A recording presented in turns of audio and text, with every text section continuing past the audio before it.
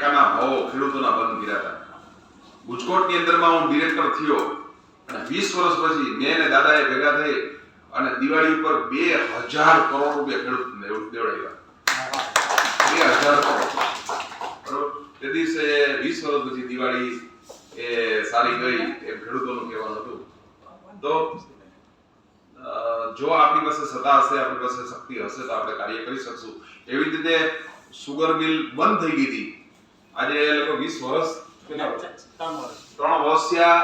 લેબરો ઘરે બેઠા હતા, માલ ખેતરોમાં પડ્યો હતો, પણ સુગર મિલ ઉપર એટલું વ્યાજ અને એટલું ચડી ગયું હતું કે જેના હિસાબે સુગર મિલ બંધ થઈ ગઈ હતી.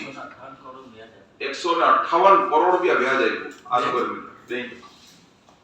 જીએસટી બેંક એટલે અમારે બરોડા સેન્ટ્રલ કોઓપરેટિવ બેંક એ દેવામાં હતી કે સુગરને લીધે નફો કરી દીધી અને ખેડૂતોની હાય લઈ લીધી. એટલે સરસ રીતે પ્રશ્નો સોલ્વ થયા છે.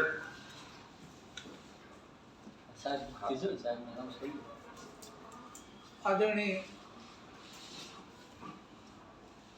श्री हेमराज भाई, अध्यक्ष गुजरात प्रदेश पंचायती राज अभियान समिति और गुजरात प्रदेश पंचायती राज अभियान समिति के नवनियुक्त पदाधिकारीगण, मित्रों, देवी और सज्जन, खासकर हमारे राष्ट्रीय कोषाध्यक्ष श्री जयंती भाई पटेल, यह कोषाध्यक्ष ही नहीं है बल्कि बलवंत राज मेहता पंचायती राज संस्थान के प्रपोज ट्रस्टी भी बड़े छुपे रुस्तम है, कुछ बोलते नहीं है। बहुत दिनों से चर्चा चल रही थी, गुजरात में ढेर सारे मित्रों से बातचीत हुई। जयंती भाई ने मुझसे कहा कि साहब एक नाम बता रहा हूं, अगर आप करना चाहो तो। हमने कहा कि आप नाम तो बताइए। इन्होंने जब मुझे बताया तो मैंने कहा कि आपको मुबारक हो और हेमराज भाई को कन्वीनर नियुक्त किया जाएगा और वही गुजरात को चलाएंगे।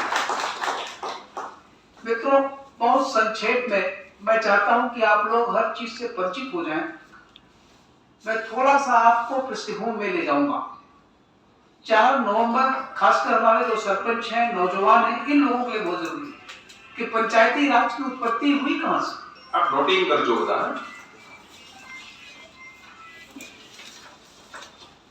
देश की आजादी के बाद और देश की आजादी के पहले की चर्चा कर रहा हूं। हमारी जो भी उस समय की राष्ट्रीय संगठन थे, खासकर कांग्रेस देश की आजादी की लड़ाई लड़ रहे थे, शहरों तक आंदोलन था, अंग्रेजों पर कोई प्रभाव नहीं पड़ रहा था। सरदार वल्लभ भाई पटेल ने महसूस किया कि अगर इस देश की गांव सभाएं इसमें सम्मिलित हो जाएं तो शायद यह आंदोलन बड़ा मजबूत हो जाएगा। बारदोली आंदोलन के बारे में आप सब लोग जानते हैं। उन्होंने गांधी को सुझाव दिया कि हिंदुस्तान के अंदर 7.5 लाख गांव हैं, इन गांवों में भी संघर्ष समितियां बननी चाहिए। जैसे ही गांव की संघर्ष समितियां बनी, वैसे ही स्वतंत्रता आंदोलन में जान आ गई, देश को आजादी मिली और गांव-गांव से लोग निकले। स्वराजी के रूप में उन्होंने देश के लिए अपना जीवन भी अर्पित किया। बहुत कम लोगों को पता है कि 17.5 लाख लोग ऐसे शहीद हुए जिनका इतिहास में कोई विवरण ही नहीं मिलता। आजादी मिलने के बाद जब देश का संविधान बन रहा था तो 4 नवंबर 1948 को पहली बार भीमराव अंबेडकर ने जो प्रारूप प्रस्तुत किया अपने संविधान सभा के अंदर, उसमें ग्राम और ग्राम पंचायत का विवरण नहीं था। उनके दिमाग में गांधी जी का कॉन्सेप्ट नहीं था, उनके दिमाग में सरदार पटेल का कॉन्सेप्ट नहीं था। वो ये मानते थे कि गांव के लोग निरक्षर होते हैं, अज्ञानी होते हैं, सुस्त होते हैं। ऐसे लोग अगर इनको हम पंचायतें दे दें, इन्हीं की वजह से देश गुलाम हुआ था। उन्होंने सीधे आरोप लगाया। गांव क्यों गुलाम हुए, देश क्यों गुलाम हुआ, सबको पता है। उसकी पृष्ठभूमि सूरत से ही शुरू हुई थी, मैं कहना नहीं चाहता हूं। स्थिति ये है, जबरदस्त विरोध हुआ। उस संविधान सभा के अंदर सरदार वल्लभ भाई पटेल तो कुछ नहीं बोले, लेकिन जो लोग थे, खासकर बलवंत भाई मेहता, जयप्रकाश नारायण, सुचेता कृपलानी, के संथानम, टी प्रकाशम, इन सारे लोगों ने प्रतिरोध किया और कहा कि अंबेडकर जी आपको कोई ज्ञान नहीं, आप अंग्रेजों के सेक्रेटरी रहे हैं, आपने शहर देखा है, गांव का आपको ज्ञान हो कहां से सकता है? जो आपने पढ़ा है उस पढ़ने की वजह से ऐसा हो रहा है। तुरंत अंबेडकर साहब को इस बात का ज्ञान हुआ कि नहीं, हमने गांव को करीब से देखा है। क्योंकि जिस परिस्थितियों से वो आए थे, जिस समाज से आए थे, उनको जो अनुभव मिला था, बैगेज मिला था, वो यही था। कुछ समय समाज में बड़ी गैर बराबरी थी, शोषण था, दबंग लोग थे, बड़ी जाति के लोग थे, छोटी जातियों को दबा कर रखते थे, अनुसूचित जाति के लोग थे, जनजाति के लोग थे, उनके लिए पूर्वे अलग कर दिए गए थे। खासकर हमारे हरिजन समाज के लोग गांव में दक्षिण दिशा में बसाए जाते थे। वह गैर बराबरी उनके दिमाग में थी। उन्होंने स्पष्टीकरण दिया कि साहब, अगर ग्राम पंचायतें बनेंगी, इन लोगों के लिए व्यवस्था नहीं हुई तो दबंग लोग ही उसमें चुनकर आएंगे, इसलिए मैंने ये प्रस्ताव रखा। अगर आप लोग सहमत नहीं हैं, इस पर विचार होना चाहिए। मित्रों, 19 नवंबर 1948 को इस पर जबरदस्त विचार हुआ। विचार होने के बाद ये तय पाया गया कि जो पंचायतें बनेंगी, उन पंचायतों में अनुसूचित जाति, जनजाति के लिए, पिछड़ी जातियों के लिए, महिलाओं के लिए अलग से आरक्षण की व्यवस्था की जाएगी, रोटेशन सिस्टम पर किया जाएगा। और यह 22 नवंबर 1948 को नीति निर्देशक तत्वों के अंतर्गत उन्होंने शामिल किया। उन्होंने कहा जो राज्य सरकारें हैं उनके रहमो कर्म पर छोड़ दिया। उन्होंने कहा इसमें हम इसको रखते हैं और बाद में जब धीरे धीरे समाज का विकास हो जाएगा फिर इसको वो अधिकार दिए जाएंगे। वो लड़ाई लड़नी थी देश की आजादी के बाद, संविधान बनने के बाद। जब सरकारें आई, लोकसभा में ढेर सारे सवाल हुए। पंडित जवाहरलाल नेहरू ने बलवंत भाई मेहता के नेतृत्व में 1956 में एक प्रस्ताव रखा कि सामुदायिक विकास केंद्र जितने हैं या सामुदायिक विकास क्षेत्र जितने हैं, उनका अध्ययन होना चाहिए कि समाज को कितना लाभ हुआ। 1957 में मेहता कमेटी का गठन हुआ। बलवंत भाई मेहता ने पूरे देश का भ्रमण किया, सामाजिक परिस्थितियों को देखा। उन्होंने संसद में एक प्रस्ताव पेश किया। उन्होंने कहा 3 टायर पंचायती राज सिस्टम, यानी त्रिस्तरीय पंचायती राज की उन्होंने कल्पना की और कहा कि साहब ग्राम सभा होगी और एक ब्लॉक पंचायत से तालुका कहते हैं, उसके अंदर 100 गांव सभाएं या 150 गांव सभाएं होंगी। फिर जिला परिषद का कॉन्सेप्ट उन्होंने रखा, कहा कि यही गांव का जीवन है और गांव के विकास के लिए ये एक आधार होगा। संसद में एज इट इज पास हुआ और त्रिस्तरीय पंचायती राज योजना के तहत नागौर में यह कार्यक्रम संपन्न हुआ और बलवंत भाई मेहता ने कहा कि यह सरकार काम नहीं कर सकती, यह कार्य करने के लिए कोई एक सामाजिक संगठन चाहिए। बिहार में इसका आंदोलन जबरदस्त चल रहा था। वहां पर अखिल भारतीय पंचायत परिषद की स्थापना हुई। तत्कालीन गुलजारी लाल नंदा चूंकि डेवलपमेंट मिनिस्टर थे, उन्होंने इसका उद्घाटन किया। लाल बहादुर शास्त्री, राजेंद्र प्रसाद जी, तत्कालीन जितने बड़े नेता थे, सबका यह था कि सरकार हर जगह नहीं पहुंच सकती, क्योंकि गांव की मान्यता पहले भी यही थी कि हम गांव शहर पर निर्भर नहीं थे, हम सरकार पर निर्भर नहीं थे।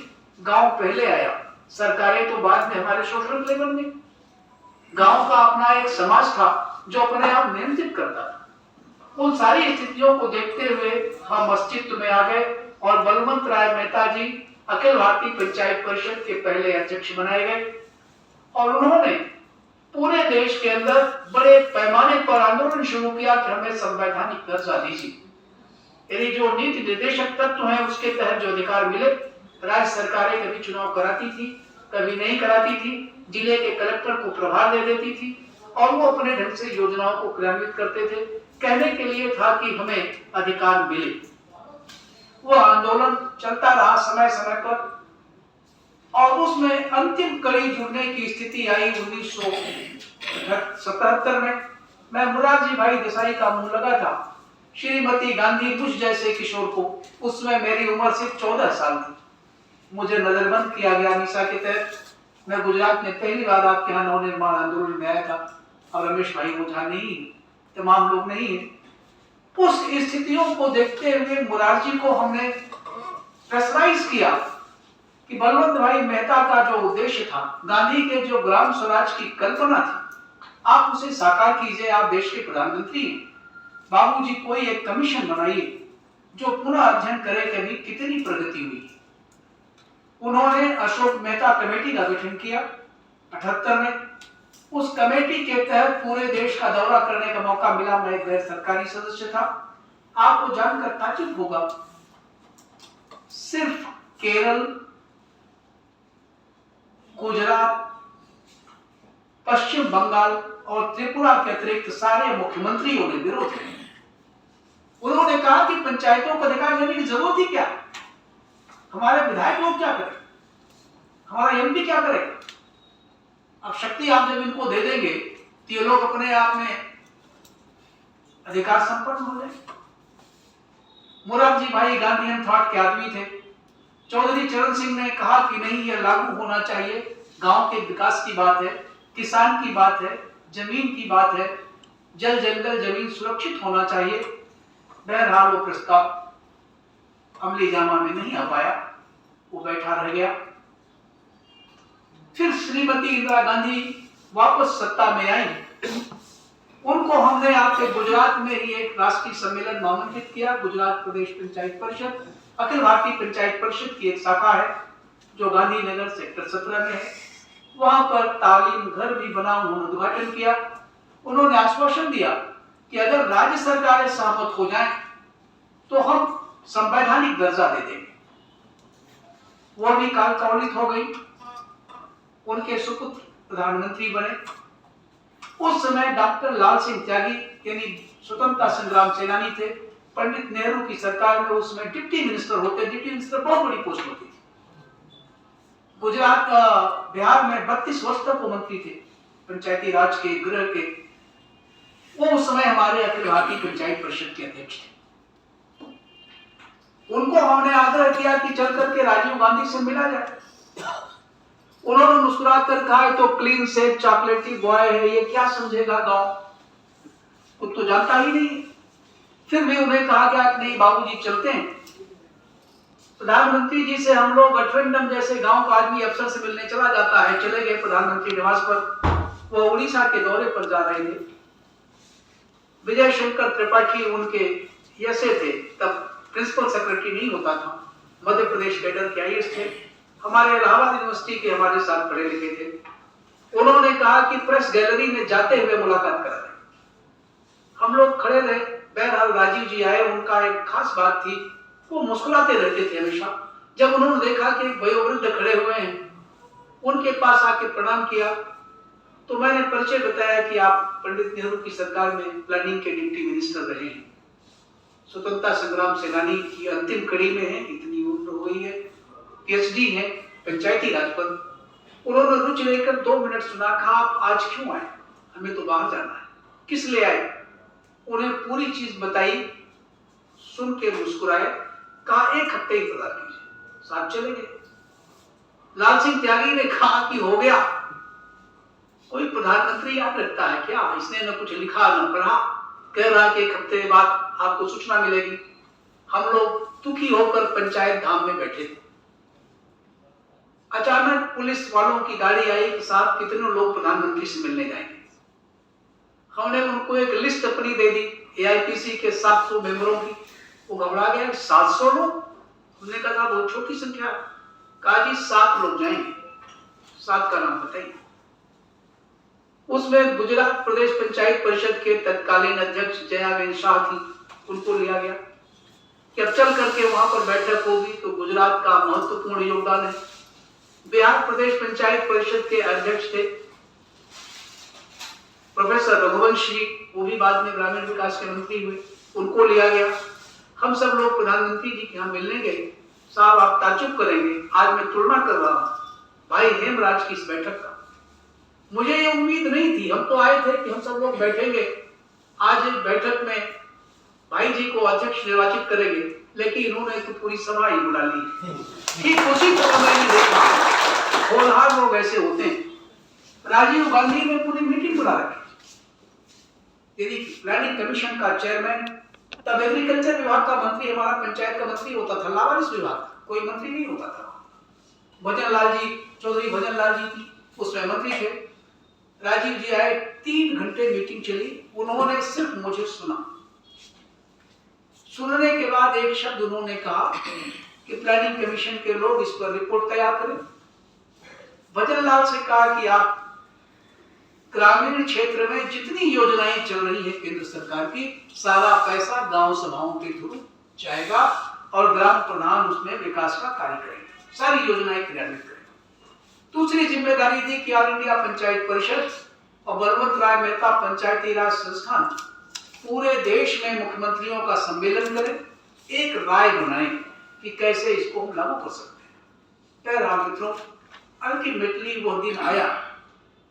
चूंकि उनके पास भी नरेंद्र मोदी की तरह ही बहुमत था, 404 एमपी थे, लेकिन राज्यसभा में निल थे। राज्यसभा में उनके पास बहुमत नहीं है।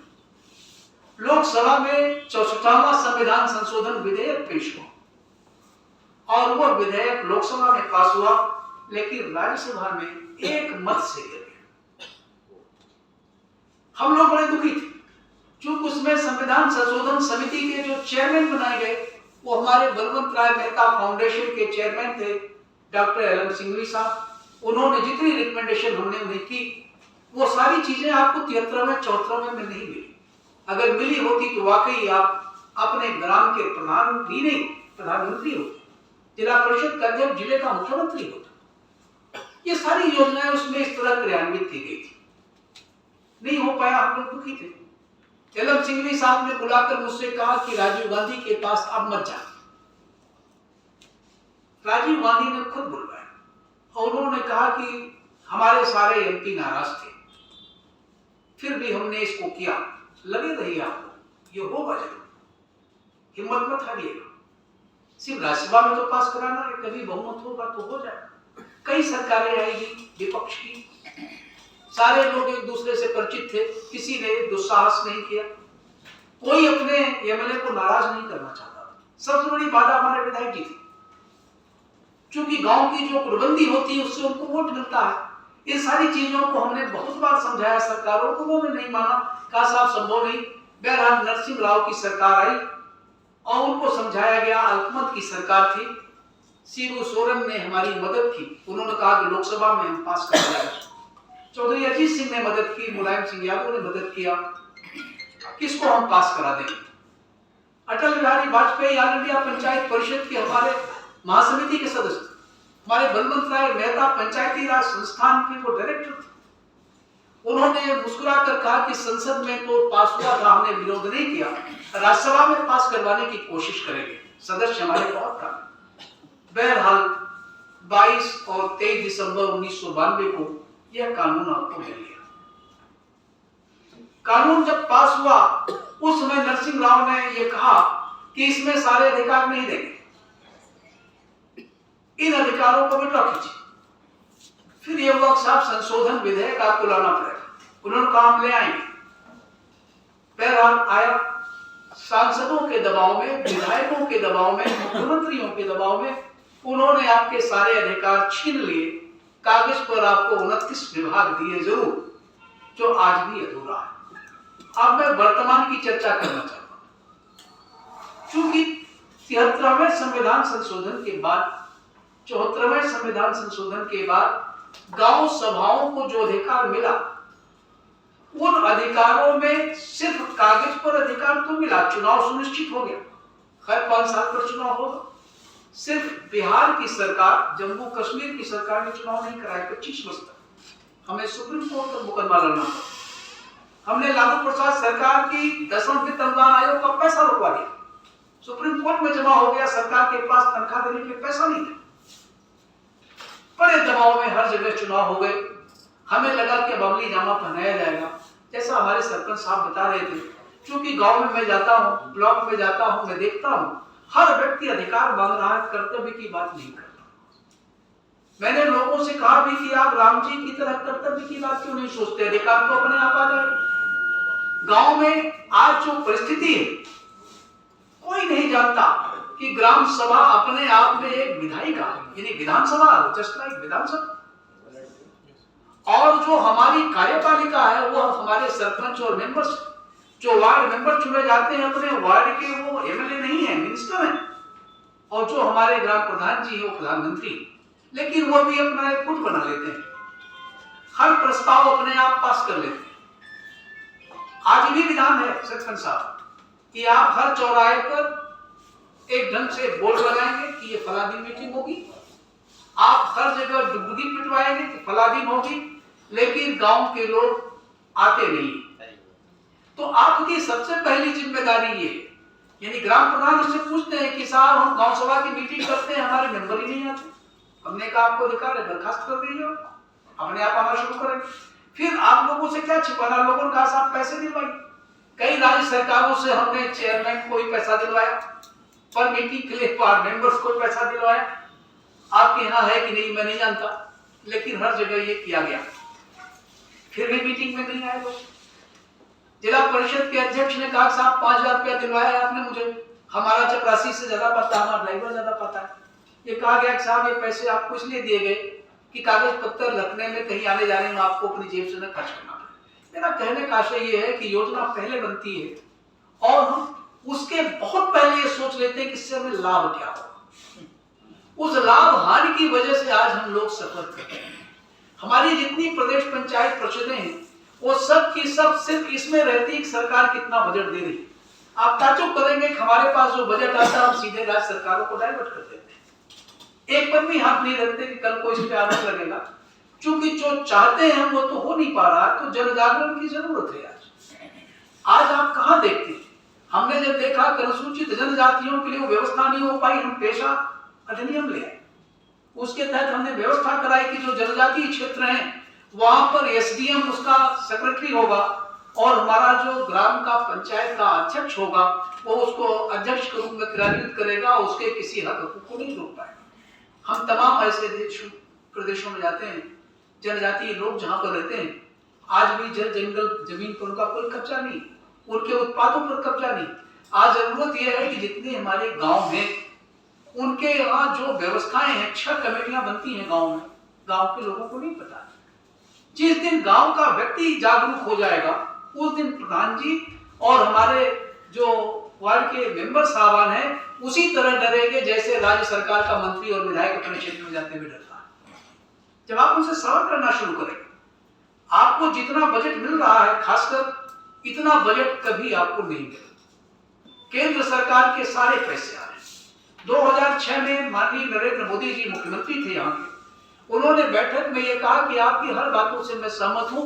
जयप्रकाश नारायण चाहते थे कि लोकशाही हो, गांव में गुटबंदी कम हो, लोग आपस में बैठकर तय कर लें। लेकिन पंडित जी ये गलती आपकी है कि आपने बीच में पैसा डलवा दिया, और जब पैसा दिखाई पड़ता है तो वहां मारामारी होती है। लोग पैसे खर्च करते हैं, चुनाव लड़ते हैं और उसके बाद वो पैसा वहां से भरपाई करते हैं। तो सत्यता तो यही है, सत्यता को तो स्वीकार करनी पड़ेगी। हम लोगों को इसे भी ठीक करना पड़ेगा। खासकर ग्रामीण क्षेत्र में सरपंच साहब बैठे हैं, इनको पता होगा जो योजनाएं चल रही हैं, पता नहीं ये लोग प्रस्ताव लेते नहीं लेते हैं। इनको तो चाहिए कम से कम 2 बैठक तो अनिवार्य है ही, लेकिन वो दोनों बैठकें शायद कागज पर हो जाती हो, शायद वो चौराहे पर चिट्ठी लगा करके की मीटिंग है। इसीलिए कहा गया था साहब ऑडियो वीडियोग्राफी कराई जाए। इस ऑडियो वीडियोग्राफी से ये पता तो लग जाएगा कितने लोग आए। हमारी जो बहनें हैं अगर वो चुन ली गई तो उनके पतिदेव वहां पधार जाते हैं। मैंने इस बार उत्तर प्रदेश में एक व्यवस्था कराई, मोदी जी ने एक आदेश कर दिया कि आप ठीक कहते हैं कि अब प्रधानपति नहीं बैठेगा, प्रमुख पति नहीं बैठेगा। अगर वो आता है तो उसको जेल भेज दो। मीटिंग में उनकी श्रीमती जी आएंगी, वो प्रस्ताव पर बहस करेंगी। नारी उत्थान तो तभी होगा। हम जहां इनके 33% के रिजर्वेशन की बात हमने की, अब 50% की बात हो रही है, लेकिन हमने देखा कि कोई बहुत बड़ी प्रगति नहीं हुई। हमारी जो बहनें हैं चुनी गई, वो प्रधान जी अगर देखा तो पहला सीट हो गई तो अपनी बहू को लड़ा दिया, पत्नी को लड़ा दिया। ठीक वही परंपरा चल रही।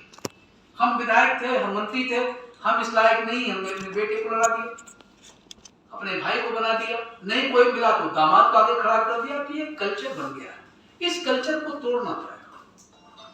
बहुत कम लोग मुझे मिले जो लोग इन सारे सवालात पर इकट्ठे होते हैं। तो जो विसंगतियां हैं उस पर मैं आपको कह रहा हूं। आज प्राइमरी शिक्षा की आपने बात की सरपंच साहब, आप मित्रों जानकर ताज्जुब होगा कि मैं स्वयं गांव की प्राइमरी पाठशाला का पढ़ा हुआ विद्यार्थी था। मैंने मिडिल स्कूल में शिक्षा ग्रहण 1984 में मैंने भारतीय प्रशासनिक सेवा में क्वालिफाई किया। श्रीमती इंदिरा गांधी ने मुझे सर्विस फॉर रिमूवल दिया, चूंकि मैं मीसा के तहत नजर था। मुझे बताया गया कि you are extremely not for good and IAS officer you can't be it. Fakhruddin Ali Ahmed साहब राष्ट्रपति की घोषणा कर सुप्रीम कोर्ट चले गए। सुप्रीम कोर्ट ने कहा कि मेरे हाथ बंधे हुए, आई एम हेल्पलेस। आज मैं वही चीज देखता हूं कि मौजूदा सरकार के खिलाफ लोग जाते हैं सुप्रीम कोर्ट, तब से उस पर विचार करता है। सुप्रीम कोर्ट में वकालत करने में मजबूरी में आया था। मेरा एम वकालत करना नहीं था, जीविकोपार्जन करना। जयप्रकाश के करीब था, उन्होंने कहा कि कोर्ट में जाओ। नानी पालकी वाला ने मुझे पहले केस में खड़ा किया। उसके बाद मैंने देखा कि सीनियर जूनियर की लड़ाई में सीनियर एडवोकेट ने मेरे सामने बहस नहीं की। उन्होंने कहा, so junior young man I can't be appeared. अब स्थिति ये हुई कि केस मेरे पक्ष में आदेश हो गया। जज साहब कहते रहे तो मुझे पहली ट्रिक नानी पालकी वाला ने बताया कि अगर कोई केस लूज होने वाला हो तो किसी जूनियर को खड़ा कर दो।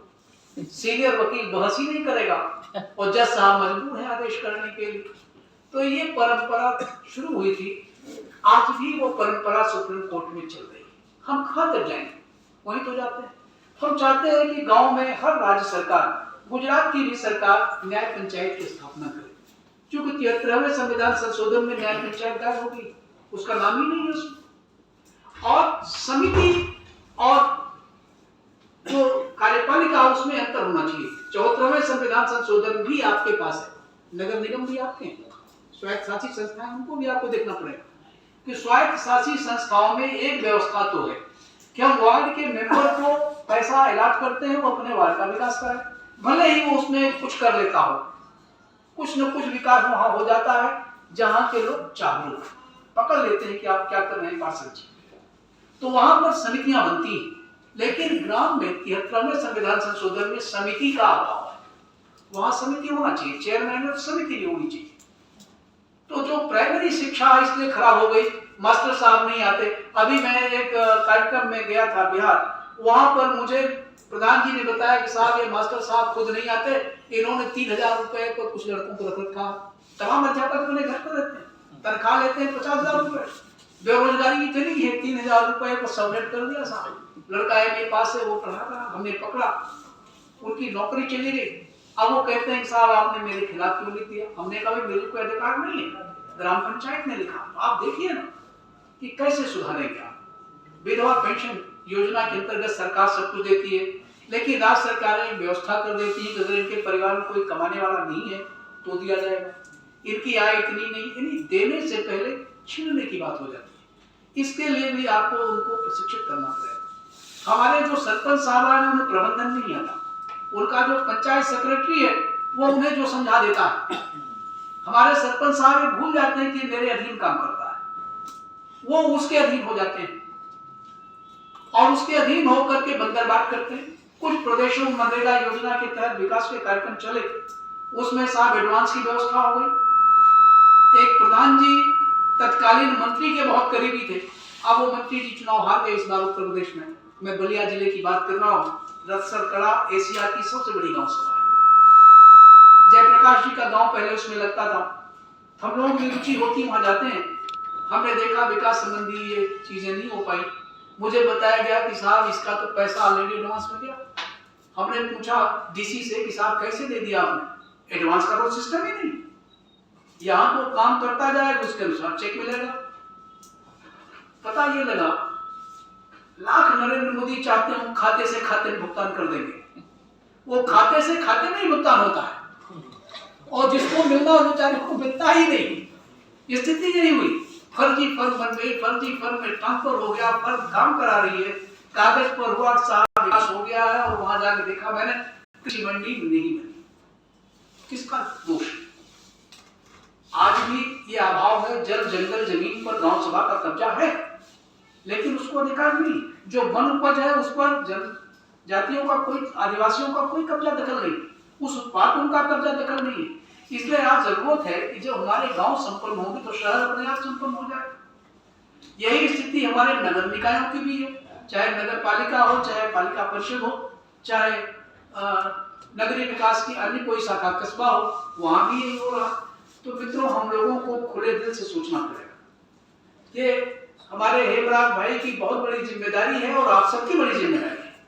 आप जैसे हम लोगों ने छाया संसद का गठन करा, श्रीमती इंदिरा गांधी के खिलाफ आंदोलन चलाने की स्थिति नहीं थी, कोई आदमी हिम्मत नहीं करता था बोलने की, आप ताज्जुब करेंगे।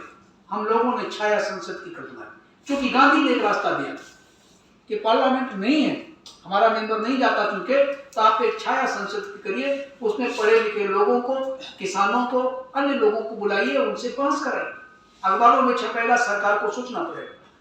इसीलिए जो समरस गांव था, नरेंद्र मोदी ने ऑल इंडिया पंचायत परिषद से हटाया। समरस गांव कुछ नहीं, आज भी हम यही चाहते हैं। आज बहुत ऐसे कम गांव मिलेंगे जहां मुकदमेबाजी न हो, 10-10 लोग हैं। हम अपने जीते हुए सरपंचों से कहते हैं कि साहब अपने यहाँ एक कमेटी बनाइए, उसमें हारे हुए और जितने भी लोग चुनाव लड़े हैं उन सबको उसमें मेंबर रखिए आप। लेकिन हमारे सरपंच साहब सोचते हैं साहब अगली राजनीति गड़बड़ा जाएगी, या जो कुछ हमें प्राप्ति होने वाली उसमें हिस्सेदारी हो जाएगी, तो विकास नहीं आगे रुक रहा है। इस विकास को गति पर लाने के लिए समरस गांव ही सबसे सर्वोत्तम साधन है कि सब लोग बैठकर तय कर लें कि साहब इस बार यह प्रधान बनेंगे और ये इस गांव को चलाएंगे 5 साल। कहीं बीच में गड़बड़ी आती है तो 2 साल बाद आपको बदलने का अधिकार है, बदल दी।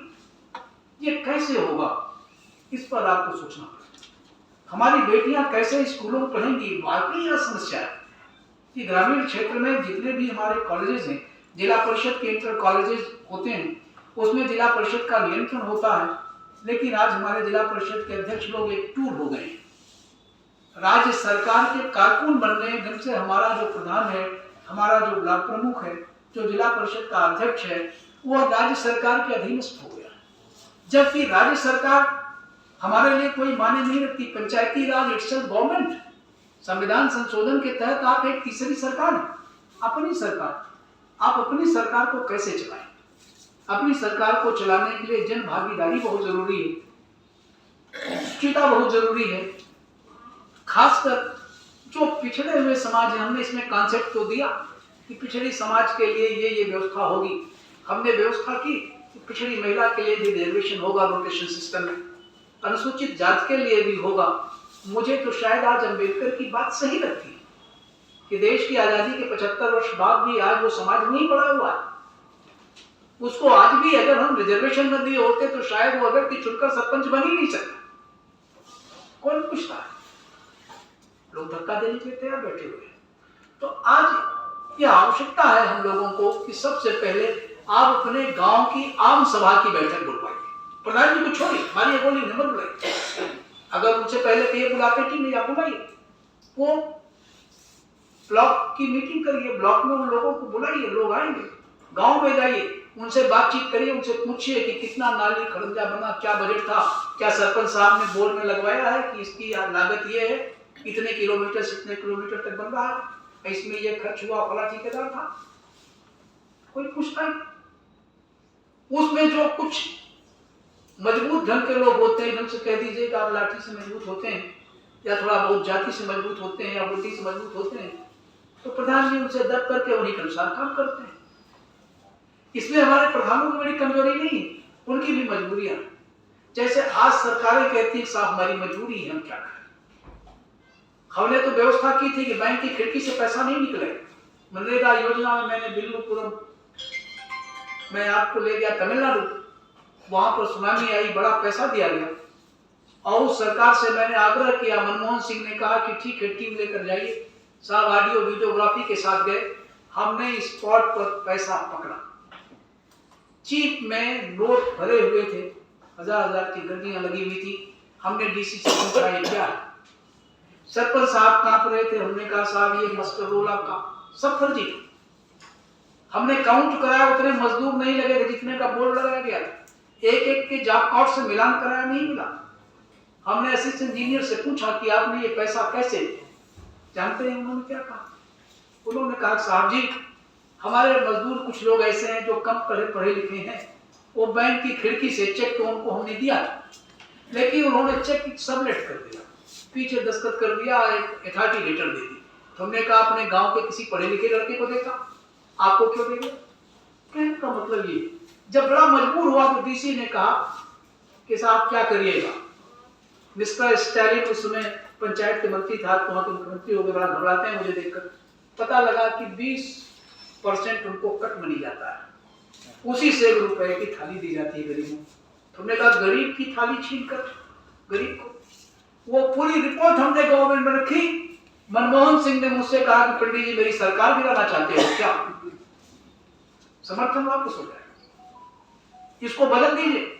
सेक्रेटरी बड़ा ईमानदार था, सिन्हा उसने कहा कि साहब आप राजी? हमने कहा साहब मैं मर जाऊंगा, मैं तुम्हें बदलता। इनको जो करना हो करे, कोई कार्रवाई नहीं हुई। मैंने अभी प्रधानमंत्री जी से आग्रह किया जनाब उसकी जांच तो करवाई, कहां तक जांच करवाई है, किसको पकड़िए? ले दे के ये प्रधानमंत्री आपके पास है जो ईमानदार है, क्या बाकी सारे मंत्री या सांसद ईमानदार हैं? सवाल उठता है। मनसा वाचा कर्मणा, हर व्यक्ति को सोचना पड़ेगा। तो आज हम लोगों को सोचना पड़ेगा, हम सभी भारतीय हैं, हमारी जाति भारतीयता की, हमारी जाति ब्राह्मण क्षत्रिय वैश्य शूद्र इसकी नहीं, ये तो हमारे अपने कुल गोत्र की बात है। तो अपने शादी विवाह करेंगे, अपने किस तरह कहां तक ले जाए।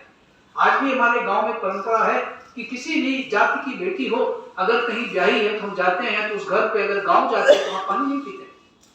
उस बेटी के घर अगर जाते हैं, मेरी बहन लगती है, तो उसके परिवार में मिलते हैं, चाहे हम उसको 10 रुपया ही दें, उसे 10 रुपया देकर उसकी सास को, उसके ससुर को, उसकी ननद को प्रणाम करते हैं। वो भी बड़ी खुशी खुशी कहती है मेरे मायके से फला है। यह समरसता खत्म होती जा रही है, कैसे स्थापित करें? आप ज्यादा राष्ट्रीयता की बात करिए तो लोग कहते हैं कि साहब ये भाजपा ही हो। आप सबको ताज्जुब होगा जान करके कि मैं तो सर्वोदयी हूं, मेरा किसी दल से कोई संबंध नहीं। लेकिन एक फिनोमेना बन गया, हर व्यक्ति अपने बारे में सोच रहा है।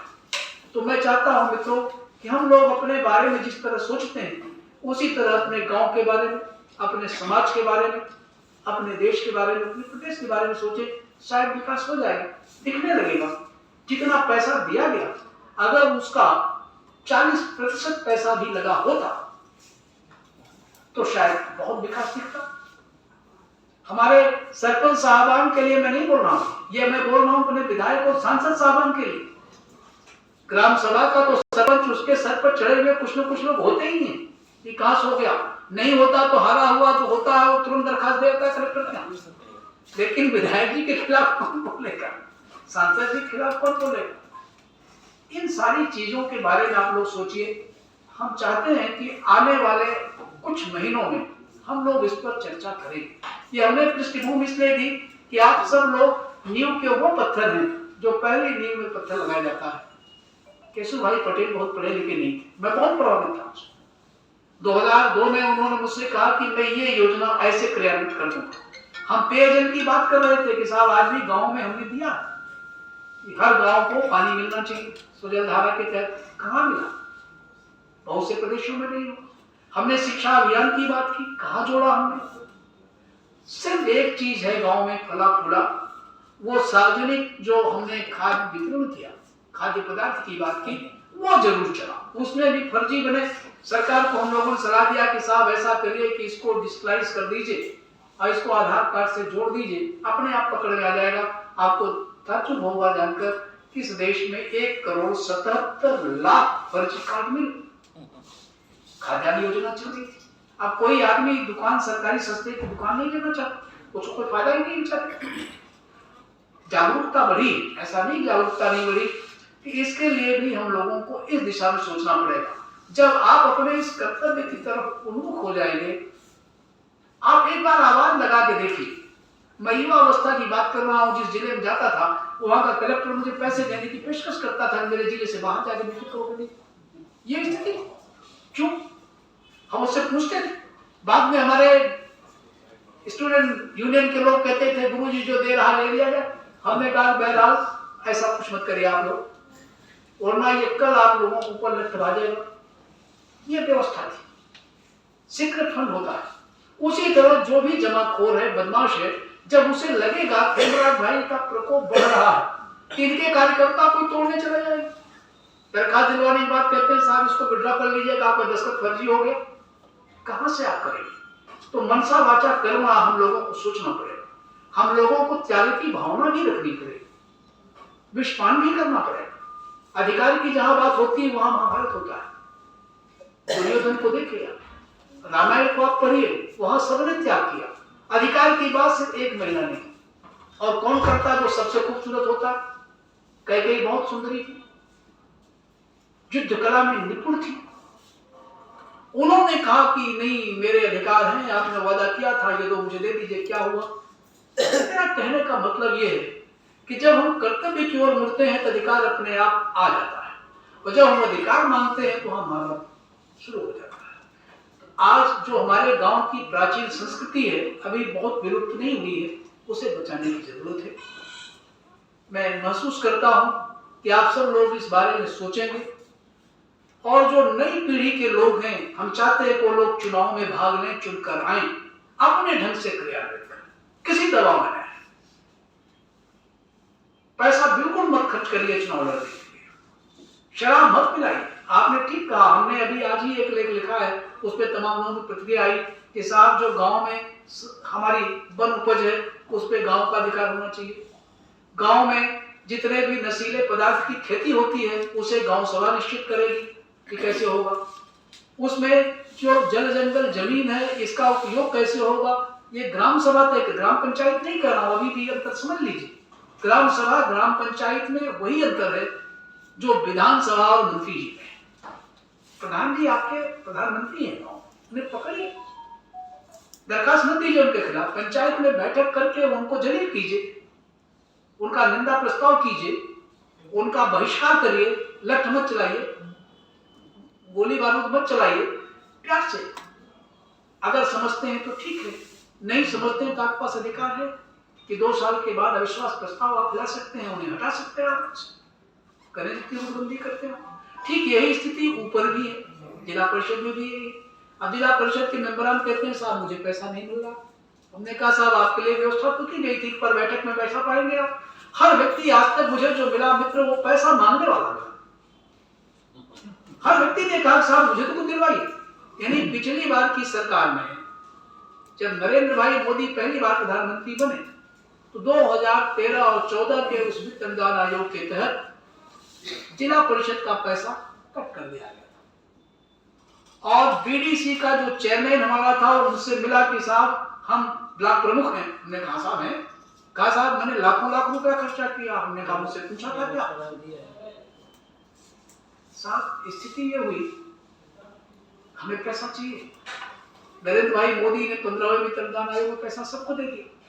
उन्होंने कहा अगर पैसे से विकास होता हो तो विकास करें, लेकिन खाते से खाते नहीं तो जाए, अलग से खाता खुल जाता है।